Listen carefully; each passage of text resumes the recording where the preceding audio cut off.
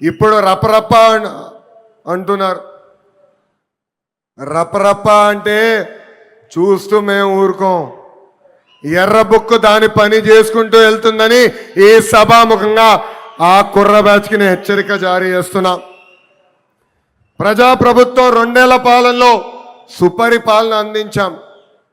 అన్ని చేశామని కాలు రెగరేసుకుని మేము తిరగట్లేదు. కానీ ఎన్ని ఆర్థిక ఇబ్బందులున్నా ఇచ్చిన హామీలకు పద్ధతి ప్రకారం నిలబెట్టుకుంటూ వెళ్తున్నాం. ఎవరు ఊహించిన విధంగా అధికారంలోకి వచ్చిన వెంటనే 4,000 రూపాయలు వృద్ధులకి పెన్షన్ ఇస్తున్నాం. వికలాంగులకి 6,000 రూపాయలు బయటికే పరిమితం అవుతే 15,000 రూపాయలు పెన్షన్ ఇస్తున్న ఏకైక ప్రభుత్వం ఆంధ్ర రాష్ట్రంలో ఉన్న ఎన్డీఏ ప్రభుత్వం. అంతేకాదు మూసేసిన అన్న క్యాంటీన్లు తిరిగి ప్రారంభించాం.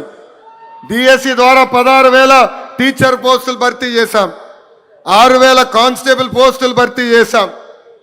ఏకంగా మన జాబ్ క్యాలెండర్ విడుదల చేసి సంవత్సరం పూర్తయ్యే లోపల 10,000 ఉద్యోగాలు కూడా భర్తీ చేసే బాధ్యత ఎన్డీఏ ప్రభుత్వం తీసుకుంటుంది.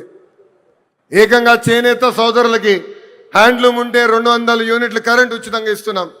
పవర్ లూమ్ ఉంటే 500 యూనిట్ల కరెంట్ ఉచితంగా ఇస్తున్నాం. ఆటో డ్రైవర్ల సేవలో ఆదుకున్నాం. మత్స్యకారుల సేవలో మత్స్యకారులను ఆదుకున్నాం. స్త్రీ శక్తి పేరుతో మహిళలకి బస్సులో ఉచితంగా ప్రయాణించే హక్కు కూడా ప్రజాప్రభుత్వం కల్పించింది. దీపం పథకం ద్వారా ఉచితంగా గ్యాస్ సిలిండర్లు కూడా మా తెలుగింటి ఆడబడుచులకి పంపిస్తాం కూడా జరుగుతుంది.